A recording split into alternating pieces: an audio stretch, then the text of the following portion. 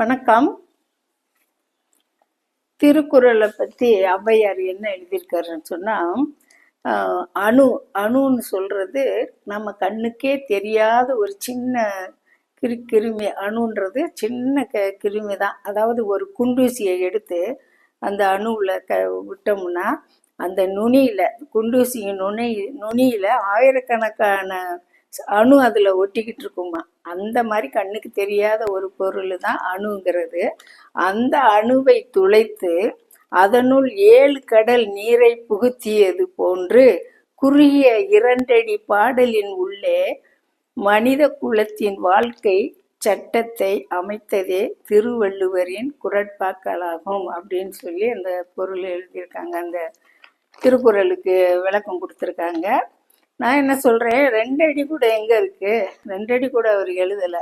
ஏன்னா ஒரு பண ஓலையில் எழுதினதுனால, எழுத்தாணி கொண்டு எழுதினதுனால அவருக்கு கை வலிச்சிருக்குமோ என்னமோ தெரியல. எல்லா குறளும் 1.25 அடியிலேயே எழுதியிருப்பார். 1.25 அடியாலே உலகம் தன்னை அளந்தது திருக்குறள் அப்படின்றது மாதிரி 1.25 அடி தான் அதில் எழுதியிருப்பார்.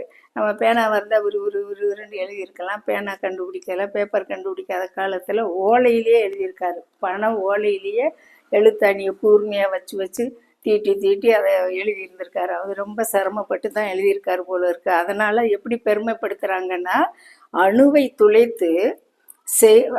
துளை செய்து அதனுள் 7 கடல் நீரை புகுத்தியது போன்று குறுகிய 2 அடி பாடலை பாடலின் உள்ளே மனித குலத்தின் வாழ்க்கை சட்டத்தை அமைத்ததே திருவள்ளுவரின் குறளாகும் அப்படின்னு சொல்லி ஔவையார் எழுதியிருக்காங்க. ரொம்ப வியப்பா இருக்கு.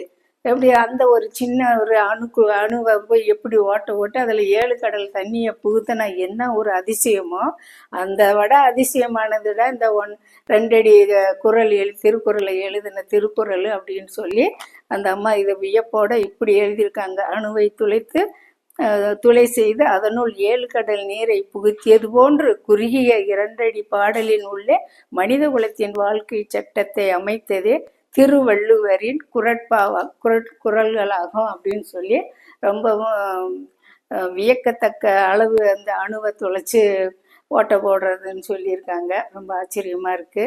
அந்த அளவுக்கு திருக்குறளை மேன்மைப்படுத்தியிருக்காரு. இந்த குறள் பிடிச்சிருந்துச்சுன்னா லைக் பண்ணுங்க, ஷேர் பண்ணுங்க, சப்ஸ்கிரைப் பண்ணுங்க. நன்றி, வணக்கம்.